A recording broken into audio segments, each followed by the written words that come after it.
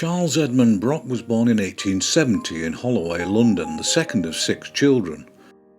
There were 2 sisters and 3 other brothers, and all 4 male children went on to have careers in art and illustration in one form or another, although it was Charles who would enjoy the greatest success. The family moved to Cambridge when their father took a post as a reader in medieval and Oriental languages at the university, and ultimately all 4 brothers would study at Cambridge School of Art.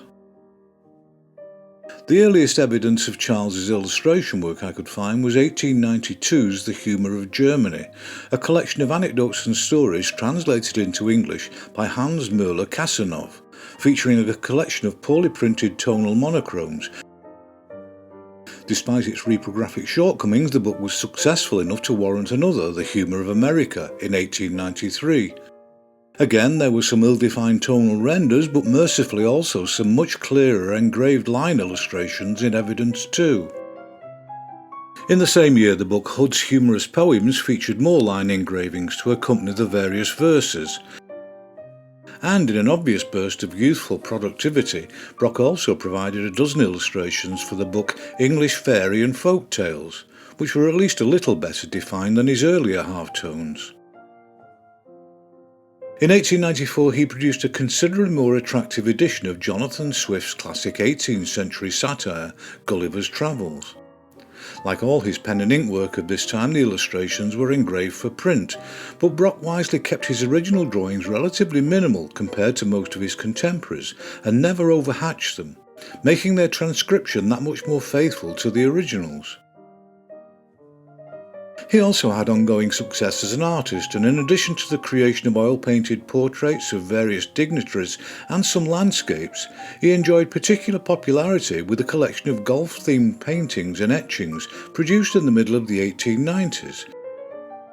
But he continued to be in high demand as an illustrator of books, and in 1895 he was commissioned to illustrate Jane Austen's Pride and Prejudice, a challenge he more than rose to with his pen and ink visualizations. And he would subsequently return to the author's social satires several times during his career. His light touch with pen and ink and talent for expressive figure work were a perfect match for the tone of Austen's narratives. In the following year he applied the same visual qualities for a more than usually plausible visualization of Charles Kingsley's rousing seagoing historical adventure story Westward Ho! Undoubtedly one of his most significant early commissions was for an edition of Sir Walter Scott's medieval romance Ivanhoe in 1898. The book contained quite a few of the by now expected line drawings from Brock, which I suspect but don't know for sure were by this point bypassing the engraving process in favour of photolithographic transfer to zinc plates. But it also boasted quite a few watercolours reproduced for the first time in full lithographic colour. There was still expressive line work used, which formed the framework to support the watercolour washes, and it was created using brown ink, giving the illustrations an agreeably old-world charm and authenticity. And this was further enhanced by the framing and incorporation of handwritten text set within medievally styled banners. Up to this point he had been making considerable use of the Cambridge College libraries, which had abundant printed material showing costumes, architecture and other artefacts from a wide range of historical periods. But in 1898 he also had a large studio built behind his imposing Georgian house in Cambridge, and he had set about collecting all manner of costumes and props to use as reference for his historically themed commissions. And it's also recorded that he and his brothers frequently used each other and their families, sometimes posed in full costume, as life models to make their figure work as anatomically accurate as possible. In the same year, Brock enjoyed similar popular success when he employed the same subtle ink and watercolour technique for 3 more Jane Austen books, with editions of Emma, Sense and Sensibility and Persuasion, all of which were brought to visual life with considerable prowess. He was also taking numerous commissions for magazine work, much of which was also printed in full colour, a fairly rare occurrence in British magazines at the time. All these images were determinedly and cheerfully nostalgic in their subject matter, and some revealed a pronounced talent for sequential humour.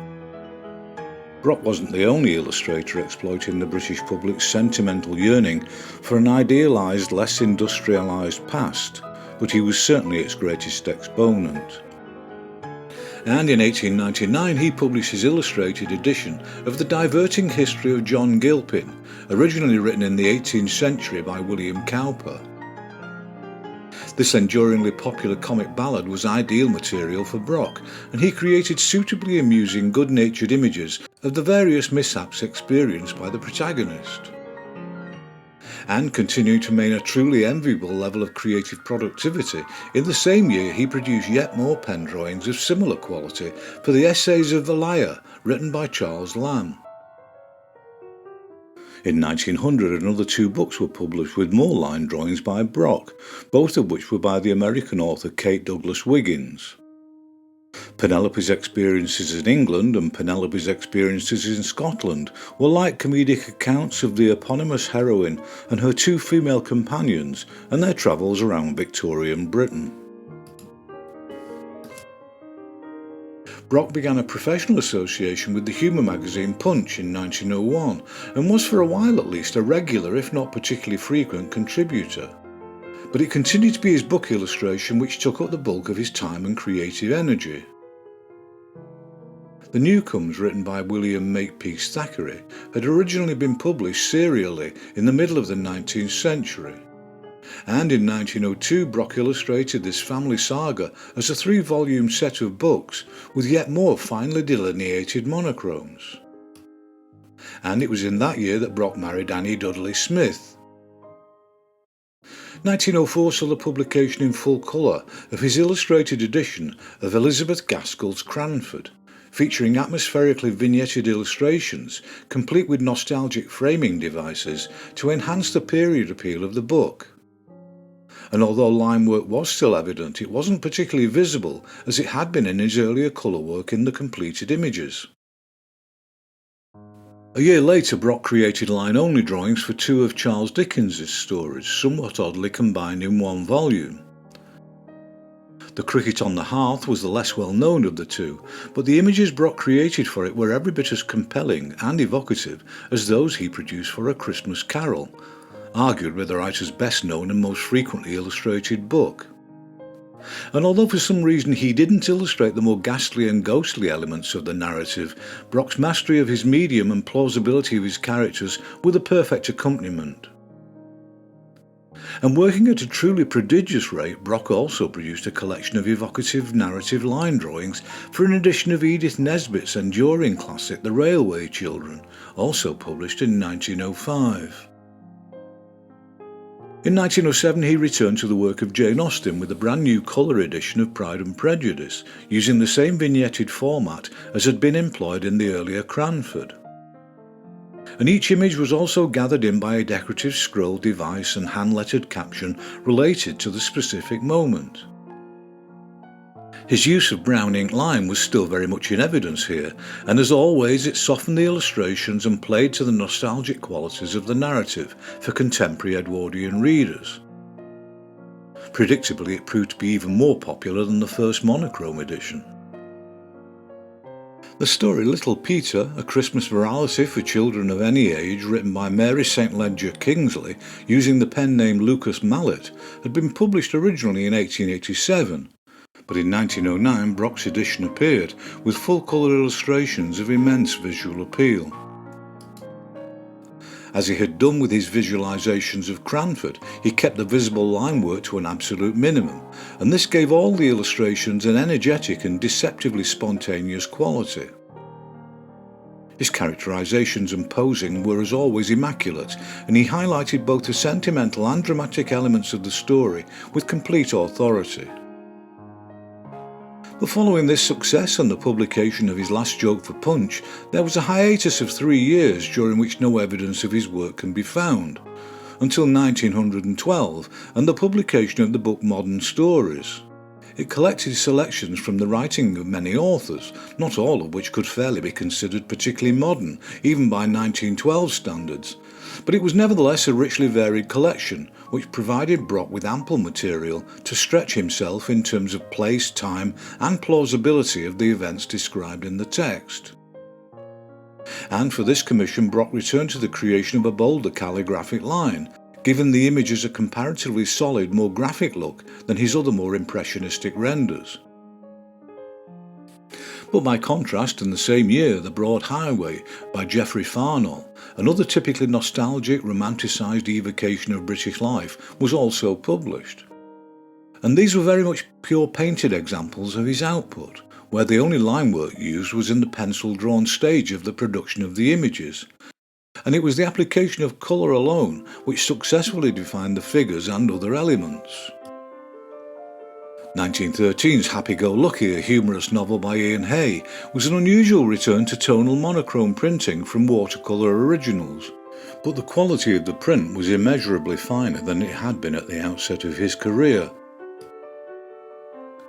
In 1914, Britain declared war on Germany, and it seems the only book he illustrated during the conflict was Pebbles on the Shore, a collection of generally amusing anecdotes and observations by Alfred George Gardner in 1917. And although the book was more about the trials and tribulations of daily life, some of the pieces did refer, however humorously, to the war, and Brock provided a selection of light-hearted depictions of the British troops accordingly. And to commemorate the end of the conflict in 1918, he painted this emotionally charged image of a soldier, returning to his modest but idyllic cottage and the arms of his wife and daughter. In 1920, he created a series of illustrations for Alexander Smith's Christmas at Dreamthorpe, which were published in the Century magazine. There was a single full-colour painting, but others were printed using only brown and red. Nevertheless, this was far from to their detriment, and the obvious affection Brock had for his fellow humans was evident in the plausibly rendered figure work produced.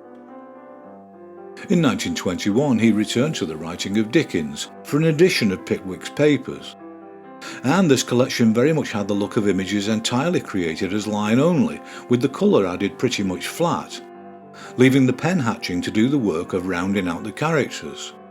But they were no less appealing for their relative simplicity. And despite the many others who had illustrated the work of Dickens, Brock's visualisation of his world and characters was and remains arguably the most evocative and sympathetic.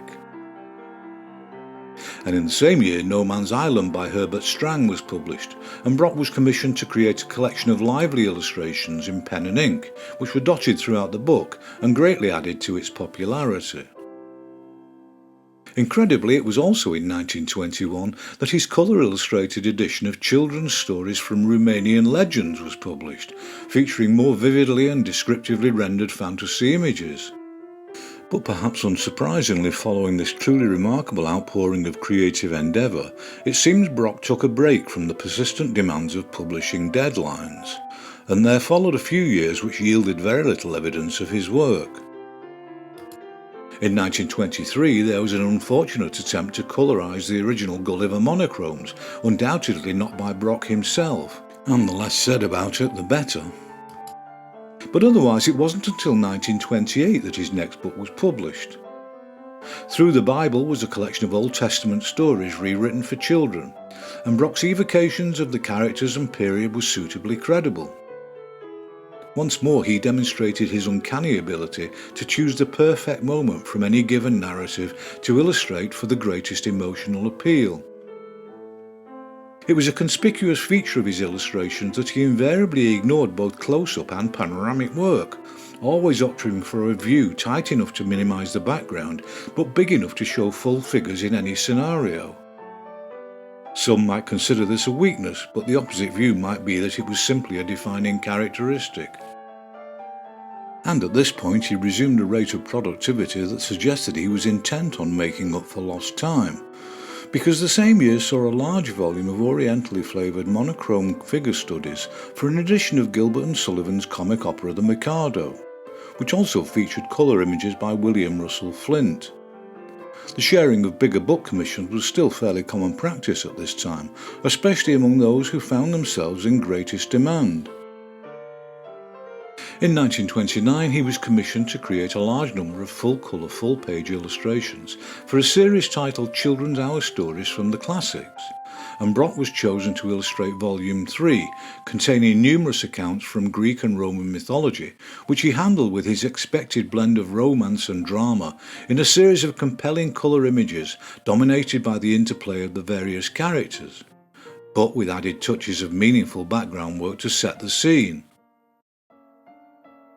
1930s, the passing of Black Hawk was a joint project with other illustrators, but Brock was undoubtedly the dominant presence, and the colour images he created were varied in subject matter, and as usual they were well chosen moments from the stories, even if they took no chances with composition.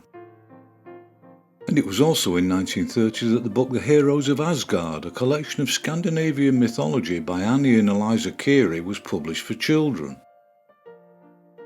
The book did feature some highly expressive pen and ink monochromes used for chapter headings and as spot illustrations, but as you might expect, it was undoubtedly the colour full-page images which were the main reason for the book's popular success.